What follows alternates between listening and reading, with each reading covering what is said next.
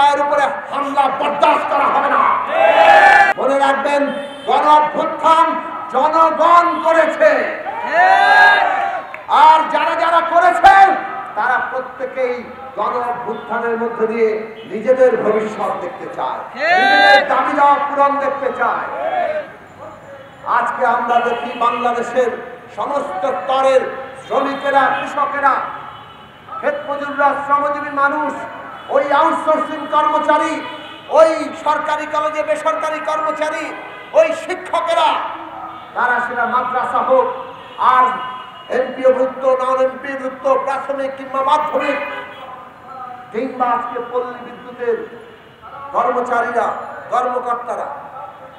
Jamuna smart refrigerator, smart লাইফে smart refrigerator.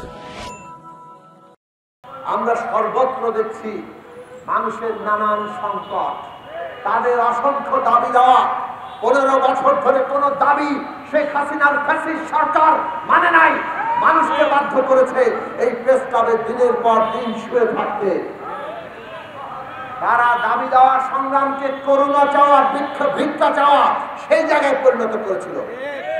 আজকেও কি আমরা সেই অবস্থা দেখতে হবে? এই যে ইবতেদাইয়া মাদ্রাসার শিক্ষকরা, তারা এখানে বসে আছে বহুদিন ধরে, আমরা তাদের দাবি দেওয়া পূরণ হওয়া দেখতে চাই। আমাদের দেশের শ্রমিক কর্মচারীরা, আমাদের দেশের শ্রমজীবী মানুষ, মেহনতি মানুষ, ওই আউটসোর্সিং কর্মচারী থেকে শুরু করে বেসরকারি কর্মচারী, সবাই তাদের দাবি দেওয়া নিয়ে লড়ছেন। সেই সব দাবি দেওয়া পূরণ হচ্ছে না। কখনো কখনো আমরা দেখি ষড়যন্ত্র বলে সেগুলোকে আখ্যায়িত করা হচ্ছে। আমরা পরিষ্কার করে বলতে চাই, ষড়যন্ত্র পতিত ফ্যাসিস্টরা তার বিদেশি দোসররা করছে, তারা বাংলাদেশকে চিত্রায়িত করতে চাইছে নানাভাবে। সেই সব আমরা মোকাবেলা করব, সম্মিলিতভাবে মোকাবেলা করব। কিন্তু যে জনগণ সত্যিকার অর্থে কষ্টে আছে, যাদের জীবনে না বিশ্বাস, তাদের দাবি দেওয়া পূরণ করেন।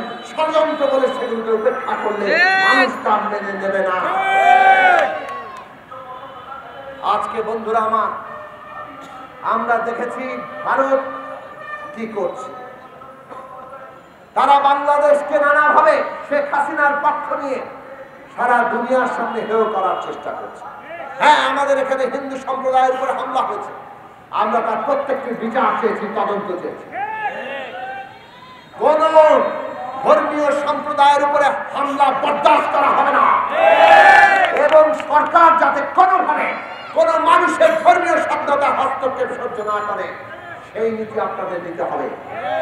কেন মাজারে হামলা হচ্ছে, কেন ধর্মীয় গোষ্ঠী তাদের অনুষ্ঠান নিয়ে নিজেদের মধ্যকার দ্বন্দ্ব, সরকার সেখানে কোন একটা পক্ষ নিচ্ছে, এগুলোর জবাব দিতে হবে আপনাদের।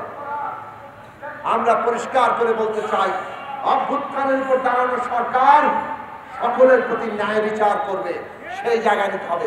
কোন মাজারে হামলা, হিন্দু সম্প্রদায়ের উপর হামলা, কিংবা কোন ধর্মীয় সম্প্রদায়ের তাদের নিজেদের মতো ধর্ম পালনের কর্মসূচি করতে না দেওয়া, এই কোন কিছু গ্রহণযোগ্য হবে না।